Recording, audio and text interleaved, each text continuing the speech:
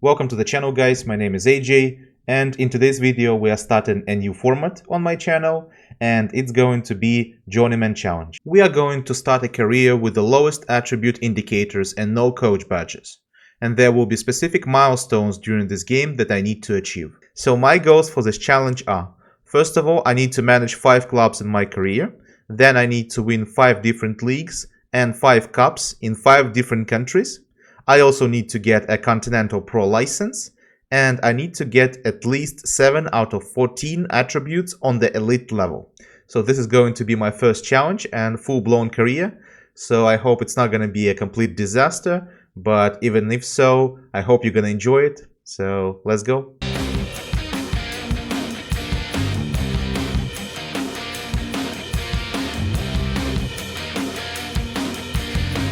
That is what our protagonist is going to look like. I'm not gonna lie, I tried to make him look like me, but as you can see, I failed miserably. This is probably one of the worst 3D models of regens they did so far, and I hope it will change in the next game, but so far we are working with what we've got. At least the code still looks nice. In management style, I went for attacking and tactician approach. And when all conditions of the challenge had been met, I finally began my adventure. To comprehend my Football Manager rust, you just need to know that I spent 10 minutes looking through the jobs that were unavailable in the first place, wondering why I cannot apply to them. But luckily this shameful moment can be edited out. I started the simulation by the end of 2024, thinking that this way I will get more options and more time to find a club, which was a mistake, and it took me half of a year to get a job offer from anybody. I thought that Football Manager was an escape from reality and not a real life simulator. Anyway, the game still decided to troll me a bit, sending unprofessional reporters to ask provocative questions. You've been unemployed for some time now. What are your plans for the immediate future? Only depressive. After a couple of unsuccessful interviews and thousands of failed applications, I finally got some options.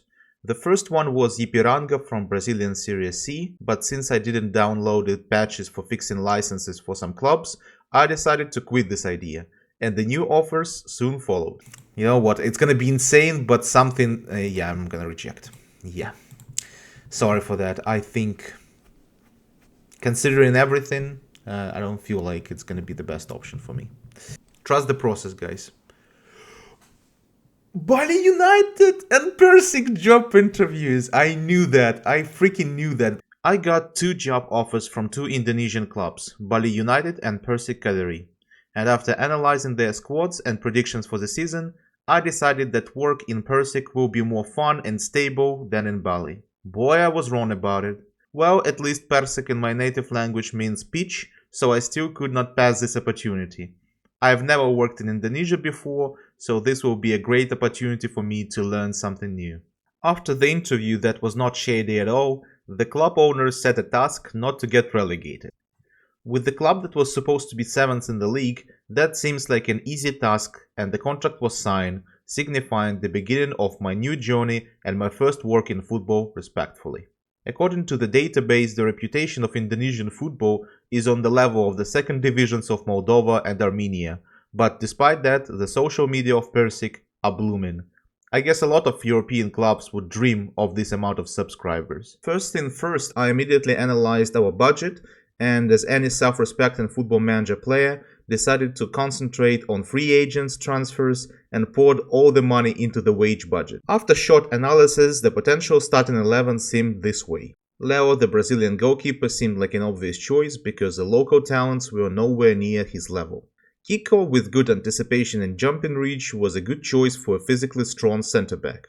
Chechu was much slower and not as good as Kiko, but considering local talents, he still was more preferable to me due to his physical attributes. Despite quite mediocre attributes, Henhen Herdiana was the only acceptable option for the right-back position. The same thing can be said about Rezaldihe Hanusa. Adiatamo and Tiegalo seemed like an extra options for the position of left-back, and none of them were good enough. Adiatamo had good physical attributes, but was lacking in defensive skills. Yagalo was completely opposite to him. Ferrandi was quite mediocre, but considering his young age and demand of the league, he could fit in. Imanol Garcia was my hope for creative part of central midfield.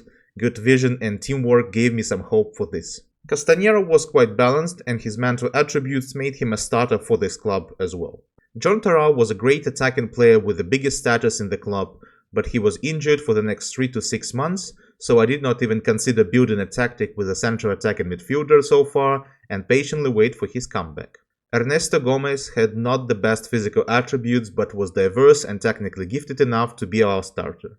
Sanjay and Mila seemed like an option from local players I was willing to give some playing time. Rodrigo was definitely a much less impressive option in the attack for me, but still physically gifted enough to help me when needed. Jose Enrique was an obvious choice for the striker's position. His finishing and physical attributes give me some hope for the fruitful collaboration. And our biggest star was Ezra Valian, considering that he was in his prime age and much better than any other Indonesian player I have seen so far. It was a no-brainer to make him a leader of this club. And to wrap it up, the biggest star of the team that was consuming almost half of our wage budget was a lone player from Indian club, Adrian Luna. Despite his age for the winger, technically he was on another level compared to others, so I expected a lot from him. So the preparation for the season began, and I went for the 4-4-2 tactic with 2 strikers with different roles because I have seen them as the biggest assets of our team, with great technical wingers to help them to build up attacks. And in the middle of friendlies, I find out that our club has a transfer embargo till February of the next year. This thing never was brought up to me during the interview, and I was rocked to my core. So that means I have to deal with the first half of the season with the players I've got. That meant no new transfers, potentially for the entire season, and an ability to bring some fresh blood to enforce our squad. But hey, the first job never meant to be easy. Otherwise, they would not bring the guy with no experience to this job. The friendlies went quite well, our stars were really good, and the tactics seems working. Strikers worked well together, and the corners that I put a lot of effort in worked as well. But you should always take friendly matches with a grain of salt, because in them we were playing against very weak teams to build up our connections and morale before the season. I should make our players believe that they are stars, but it seems very promising so far. Just before the beginning of the season, I managed to snatch Julian Preda from the Romanian local leagues. The guy was earning just $400 a year, and I brought him into the professional football. He has a solid attributes that help me a lot, since I usually rely on a strong assistant manager in my saves. And just when things started to seem normal, Persib decided to recall, or as I'd say, steal Rizaldi Hehanusa from me, leaving me with only 2 fairly poor options to choose from. Well, my reaction says it all. I'm not bothered, really, I'm not bothered. My pre-season preparation left me with a large number of injured players, but also with a clear understanding of what my team is capable of. There was decent backup for most of our starters, so overall I was pretty pleased with the preparation, despite some curveballs thrown my way and the lack of fullbacks before the season began. Our youth intake also managed to provide us with some incredible talents, Haris Adi and Achmat Suwondo. Adi especially caught my eye because he was very impressive for his age and was immediately involved in the first team preparations. In the remaining friendlies, Haris Adi proved himself to be a force to be reckoned with, and it was great to have someone like him as an option off the bench. Our first official match of the season didn't start very well for us. We were caught out by the opposition with our high defensive line, and their goalkeeper played exceptionally well. Lacking confidence in Sanjaya, I brought on Adi for support, and to my surprise, he scored almost immediately. We managed to create more chances, but we could not convert them into the goals.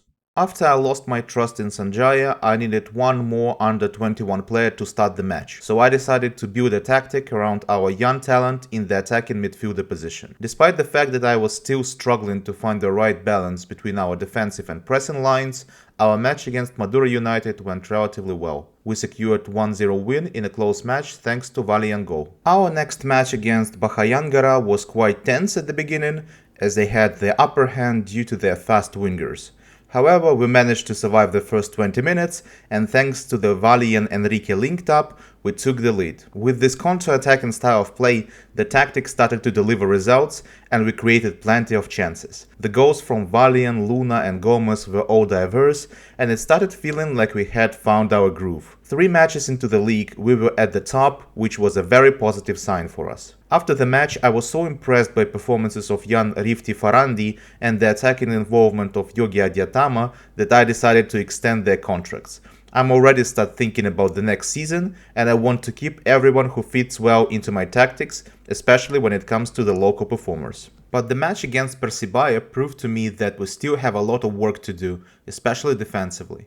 First, Luna decided to miss a penalty, and then the game trolled me with showing the most pointless review of all time. Our defensive play was poor, and for the most of the match we struggled against over-the-top passes. Luckily, we were able to turn things around thanks to our excellent partnership between Valian and Enrique. We could have potentially won the match, but luck was not on our side, and in the end, the draw was a fair result for us. It was yet another confirmation that nothing was settled yet. The match against Deva United proved that there are levels to this game, and the quality of their players was far superior to ours. We found our rhythm closer to the end of the match, and even matched them statistically, but Deva taught us a valuable lesson in humility. It became clear to me that Gomez was not good enough to keep up with this level, but at the same time I understood that nothing can be fixed instantly.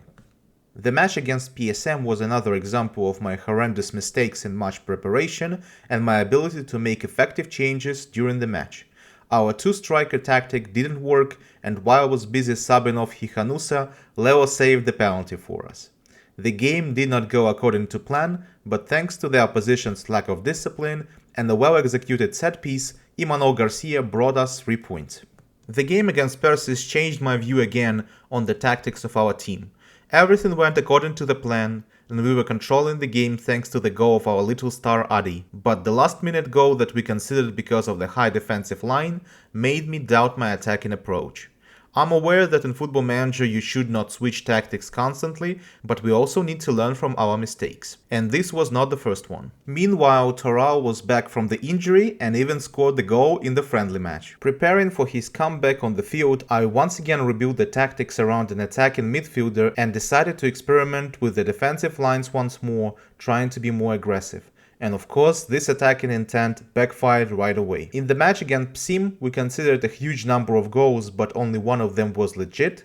Despite decent statistics, the loss was justifiable, but I also want to praise our goalkeeper Leo, who saved us so many times this season. But I still decided not to give up. In the league we were 5th, which still was much better than the expectations we had at the beginning of the season. Finally, after a string of failures, we finally got our moment of fame when we beat one of the league leaders, Persijap, 6-0. Luna and Adi were on fire, and it was the kind of match you never want to end. Everything in this game went according to plan, giving me some hope for the future of this attacking approach. Our finances seemed to be in a good state, despite the fact that we were paying an insane amount of money for Luna's loan. Our match against Bali United was extremely strange. We were considered a penalty and looked quite poor for the entire game. Leo saved us a couple of times, and just when it felt like we should be grateful for a draw, an insane pass from Yagalo and a goal from Ernesto Gomez gave us an undeserved win. After that, we had draws against Persija and Persib, respectively.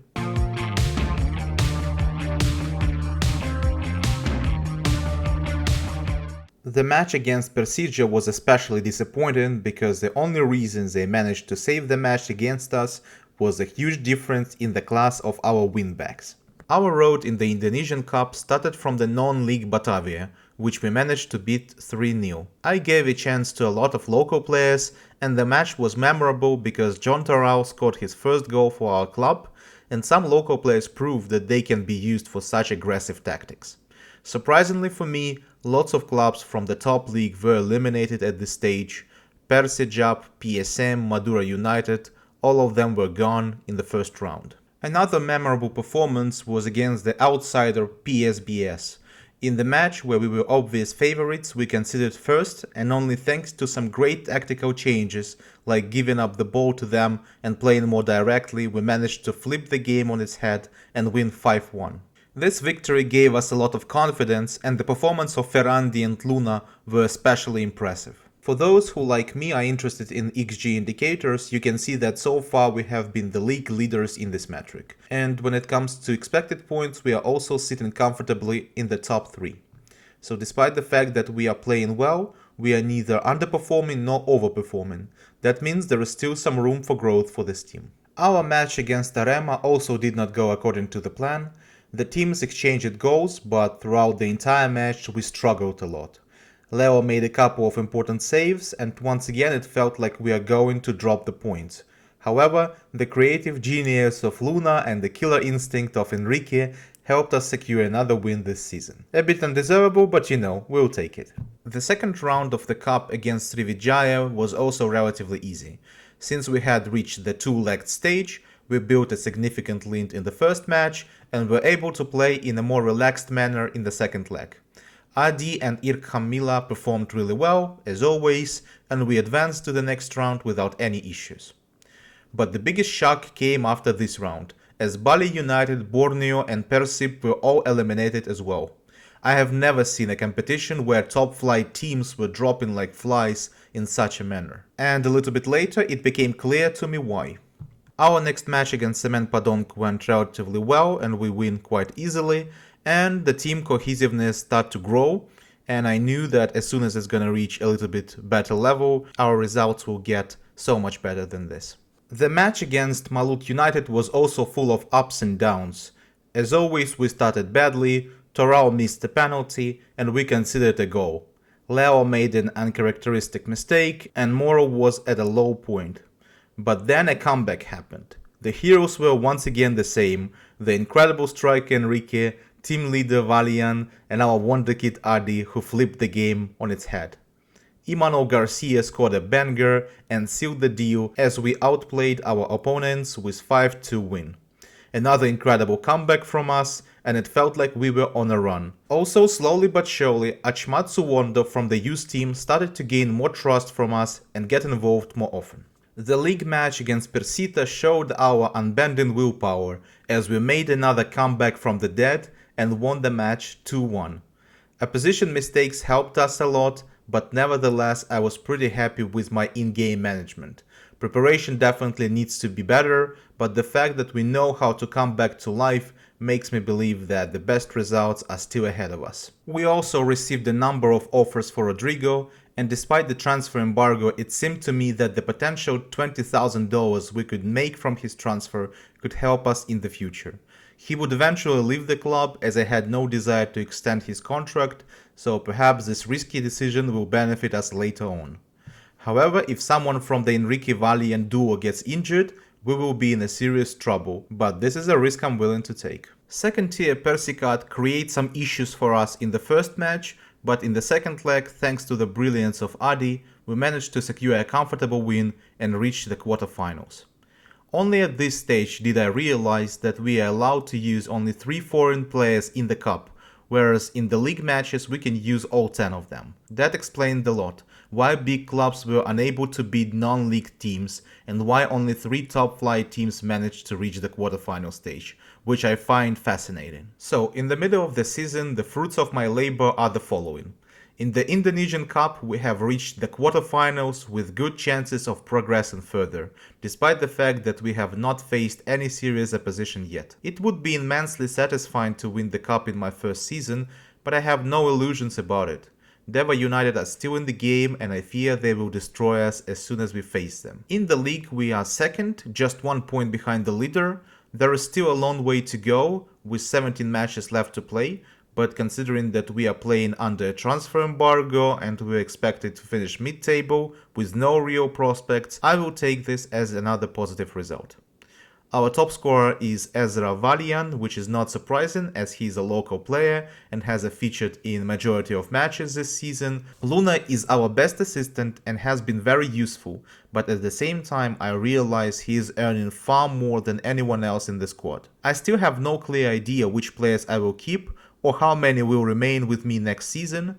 I am also not sure whether the transfer embargo will be lifted before the next transfer window, so I'm expecting the worst. I still don't know what the next months will bring, but I'm excited to show you what happens next. I really hope you enjoyed this video and that it was at least a bit entertaining. I'm still learning and this edit is completely new for me, that's why it took so much time for me, so thank you very much for your support and patience, and I hope the next episode will be out soon. Take care and goodbye.